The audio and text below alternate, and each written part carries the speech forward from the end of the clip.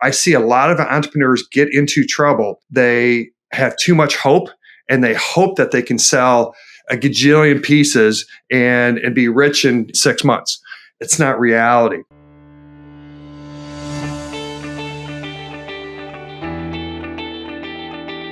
And I want a good show, damn it.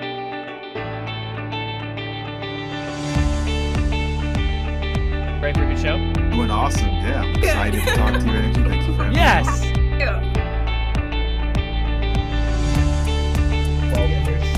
I've always been doing big into archery, and my dad said, "Hey, you guys want to start an archery store?" Yes, that's how it was. I mean, yes, of course, let's do this together. Hello, everyone. Welcome to another episode of the Ecommerce Show.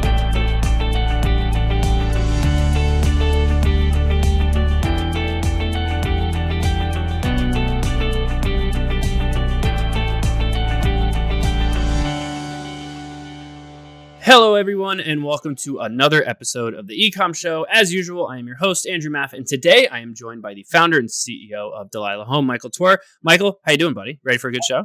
I'm doing great. Thank you for having me. Yeah, thank you for joining us. Super excited to have you on the show. I love talking about basically the sustainability side, but also the textile side because it's a very interesting industry. So really interested to learn a lot from you and obviously about Delilah Home. But I always like to start these off relatively stereotypically and kind of give you the floor and just tell us a little bit about your background, about Delilah Home, and we'll take it from there. Oh, awesome. Well, I've watched a lot of your podcasts, and hopefully I can live up to your expectations, and hopefully I can make this as entertaining and educational as possible. So thank you for having me. Awesome. My name is Michael Twer. I'm the CEO of Delilah Home. We are a 5-year-old Charlotte, North Carolina based sustainable home textile company. We produce bath towels, bedding, beach towels that are made from organic cotton. And we also have a new product called Dry Tech, which we'll talk about here in a second, which is 100% recycled material from post and pre-consumer waste. We pride ourselves on bringing the American consumers the safest and cleanest textiles. So from a non-GMO seed to the time somebody gets our organic cotton products at home, zero harmful chemicals ever touch our products. And it's certified to what's called the GOTS standard, which is the gold standard for the textile industry. In addition, we make all of our products in Portugal. Portugal is just an amazing country and high quality and one of the closest countries to the U.S. But we found that it's a lot easier to do business in Portugal than other countries. But we produce a good quality product. We have an omni-channel approach, which is different than most. Either you're a direct consumer and you sell direct to consumer, or you're on Amazon.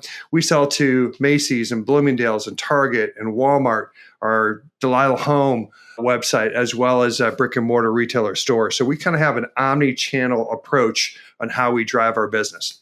So 5 years, great reviews. We got an excellent product, and I'm looking forward to telling you more about it.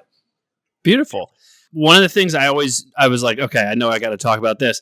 The textile industry is wildly competitive. It is not, there's competitors everywhere. And even though, you guys are crushing it, you're still a younger brand 5 years in. So breaking through that mold of the ones that have been around just for generations or standing out across all the competition is obviously never easy. What's been the approach thus far to kind of help do that? I think the way I approach Delilah Home and the culture that I'm trying to bring here is I have a passion for being successful. You got to love what you do, and you got to be able to do that every single day, day in and day out. It is tough. It is tough to build a brand in today's world, especially with all the different touch points that the consumer has to go through in order for your brand to get recognition. So, we continue to strive and continue to persevere and continue to really push every single day. It is very competitive, but where our niche and where our lane is the sustainability space. It's easy to make a towel. It's easy to make a bed sheet set, and you can get it from Pakistan, India, Turkey, China, wherever, and you can buy it, really, really cheap. But we take the approach that we're gonna offer a luxury product at an affordable price that not only are you going to feel good about purchasing, you're going to know that all the certifications are there, that it's going to be safe. And also the people that are making your products, we pay above a fair wage. Our factories have some of the lowest carbon footprints in Europe. So we try to be responsible stewards, not only of the planet, but also with products that touch our skin. And your skin is your largest organ, and it's usually the last thing we think about. So we try to make sure that all of our products do not have any hidden toxic chemicals, which are commonly found in conventional textile products. So that's kind of like the lane we're in. You're buying organic food, you get it. You get it that you don't want to have pesticides or herbicides on your apples or oranges. That's kind of the same thing with our home textiles. So it's interesting you brought the food side, because that was exactly how I was thinking. I was like, okay, I know exactly how I can kind of draw this scenario, right? So like in the food space, we find that the kind of like clean eating element is becoming bigger and bigger, which is very similar to like, basically nothing in it for the most part. And so obviously on the textile side, it is something that I've seen start to grow a lot more as well. However, I personally feel like from a marketing perspective, that messaging and getting the importance of it across is very difficult, especially when you've only got like, only so big of a package, or you've only got so much room on a product page or something like that. So how have you kind of helped like educate that consumer to teach them a little bit more about that? Sure. So, I mean, there is many people that are in this space right now that are doing an incredible job. I used to be the chairman for the Organic Trade Association and their Fiber Council. So I got to work with some very large brands, Patagonia, Boll and Branch, Koryuchi, Parachute Home, Avocado, Naturepedic. Really, really incredible brands. And together, collectively, we're trying to help educate the consumer on what they buy and what could be possibly harmful to their health. Same thing on the food side. The OTA is very strong advocates on making sure that the organic brand is that's high integrity, and also works with Congress to make sure that the rules with the USDA and the Organic Trade Association will help with them on trying to steer and try to promote the rules and regulations for those type of products. Nice. You said one of my favorite words, omnichannel. I love talking omnichannel. I'm usually on the marketing side, specifically the omnichannel side, but you mentioned you guys have a completely omnichannel approach. Tell me a little bit about that. Okay, so my background, I've got 30 years of consumer product experience. I mean, I think I've called on almost every single retailer in this country. I used to have a $100 million Walmart business way back when. But when you're starting out as an entrepreneur, you do the marketing math and you say, okay, if I sell X amount of pieces per day, I'm going to generate this amount of dollars per week, per month, per year. But then reality sets in, and then you take a look at, okay, how much inventory do I need to buy? So it's kind of the chicken or the egg. You got to have inventory to make money, but if you don't have money, you can't buy inventory. Yeah. So my approach was, okay, how do I meet my requirements, my factories with the minimum order quantities, bring in enough inventory, and turn that inventory as fast as possible? Where I see a lot of entrepreneurs get into trouble is they have too much hope, and they hope that they can sell a gajillion pieces and be rich in 6 months. It's not reality. So my approach was, okay, how can I get into as many channels as possible? We know that Amazon is 50% of all consumers shop on Amazon. Got to be Amazon. Okay, then there are retailers like Macy's or Bloomingdale's or Saks or Zola or Target or Walmart that help build your brand, also build your awareness. As they grow, you grow, and as you grow, you turn your inventory, and it's just a great circle to kind of be in. Yeah. How are you managing that? Because being across those many different sales channels is obviously always a struggle. So is there a specific like EDI that you guys are using, or what's kind of that approach? Yeah, so because I've been doing this for such a long time, I mean, I've got my supply chain down to pennies, which is really, really cool. There you go. But I use, there's two things I can tell you. There is a company called ACT Data. ACT Data is like a commerce hub, Sterling Commerce, but they're my hub. And I have all of my retail partners go through ACT Data, and then they link to my warehouse management system. Yeah. So orders come in, go to ACT, go to my warehouse, ship The tracking numbers go back to ACT, and then ACT sends it back to the retailers. And then ACT also invoices in my QuickBooks system. It's all automated, which allows me to free up my bandwidth so I can do more things and try to get more customers kind of into that funnel. So that is the systems and how you can automate your business will make you more efficient and also increase your speed. The second thing is with like Target and Walmart and others, there are companies that you can upload. Channel Advisor is another one. You can upload your data into their system, and their system shoots it out to all the marketplaces. We use a company called Ascenda for Target, and so basically, pricing, inventory all goes into there, and it actually shoots to Target. But if I had more customers on that platform, it would automatically shoot it out to all those marketplaces. So that, again, increases your speed and efficiency. Well, every single one of those companies can now expect an invoice from both you and I for the shameless plug, and I hope that they enjoy it. So from a marketing perspective now, that's where that gets kind of interesting, right? So because this is where I always get like, all right, I'm getting giddy. This is where it gets interesting. You're on this many sales channels. And your logic is if you have your product on all of these different marketplaces, as those marketplaces grow, you're growing along with it. That obviously helps from an inventory perspective, but you got to pour a little bit of gas on that fire and build the brand. So when you're doing your own marketing, and let's just say, obviously, mostly from an e-commerce perspective, so mostly from a digital perspective, are you simply just directing people to the website, or are you putting in different elements where you're kind of promoting we're also available on these other marketplaces and these other retailers? Sure. As of right now, I've kept them separate. And the way I view this is like a financial portfolio. You got your kind of different buckets, and I have kind of like my marketplace channel, I've got my wholesale channel, I've got my direct consumer channel, and each one of those really kind of requires its own unique business plan.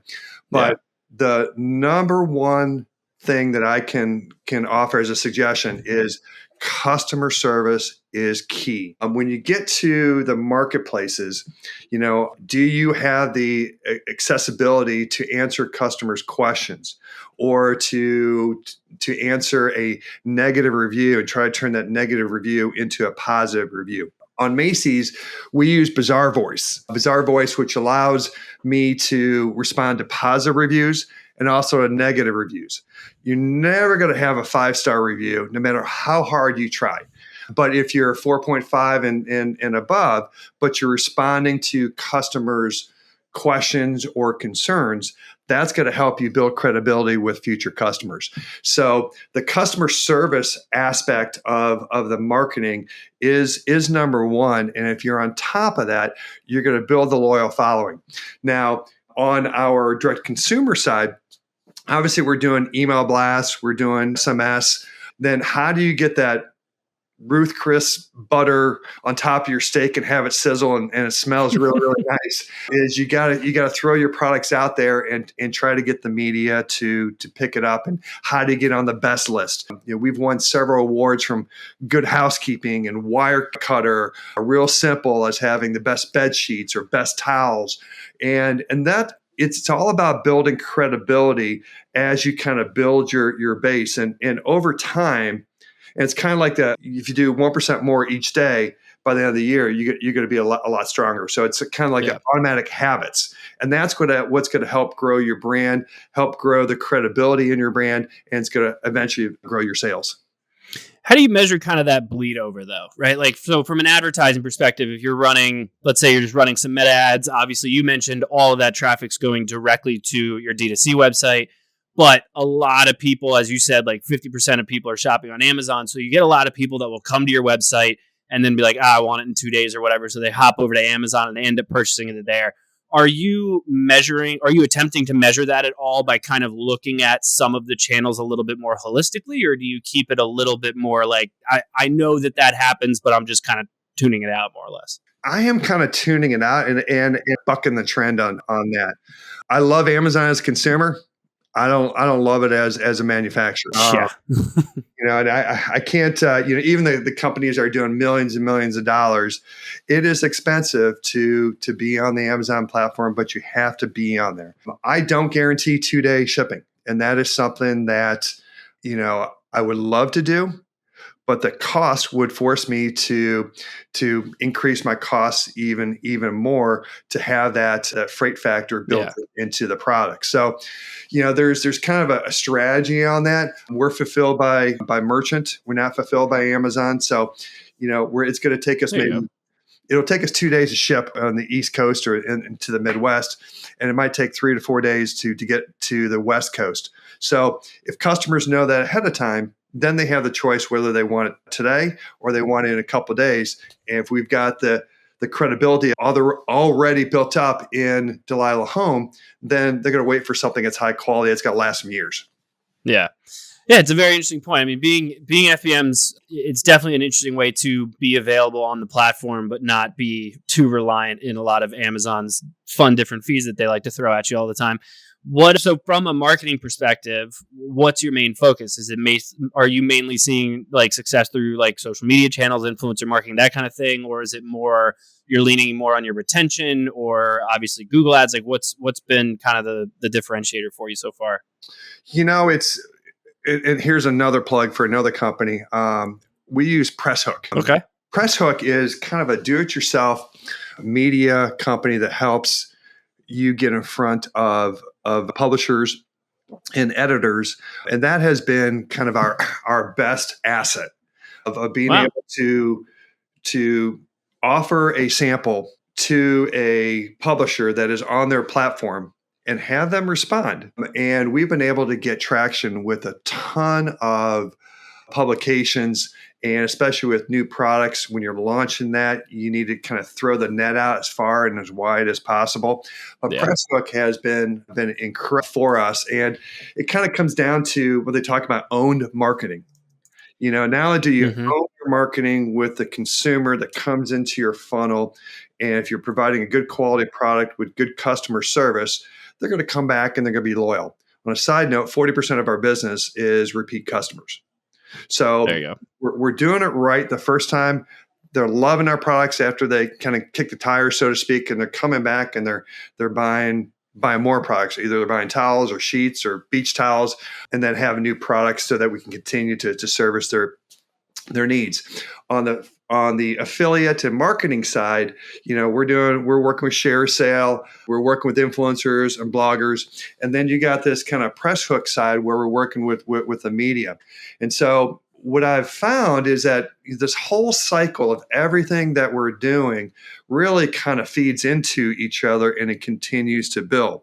And ironically, whenever we're on sale with Macy's is when my entire business takes off. I can't explain it, but it's kind of like, This is the press of Macy's, maybe? Yeah, I don't know, but it's kind of like having socks that disappear in the dryer.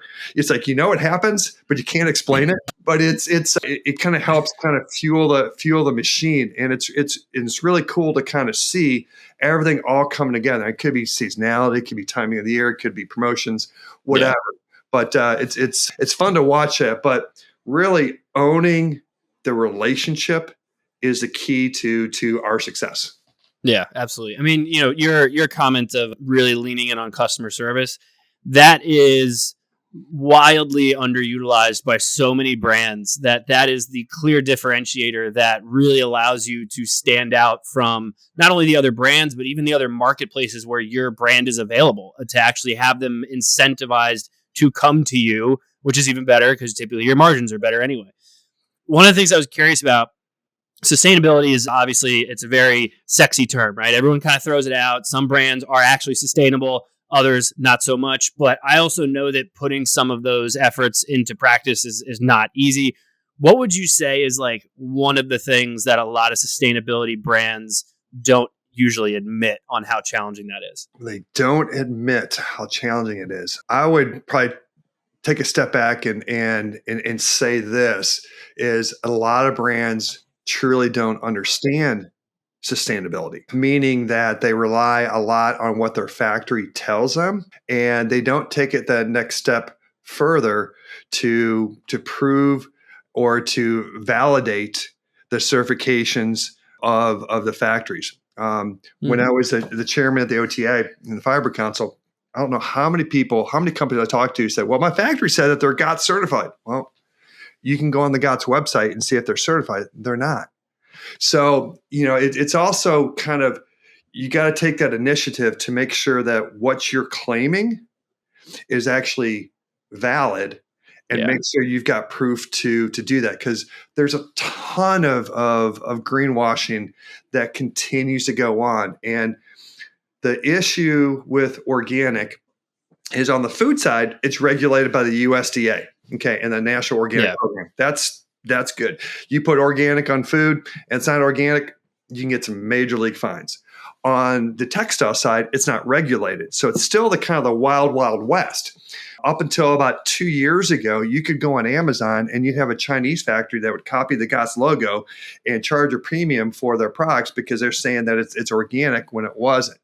So they started to crack down on that, but there's still a lot of retailers and a lot of brands out there that are assuming the products that they're buying are truly certified when they're not.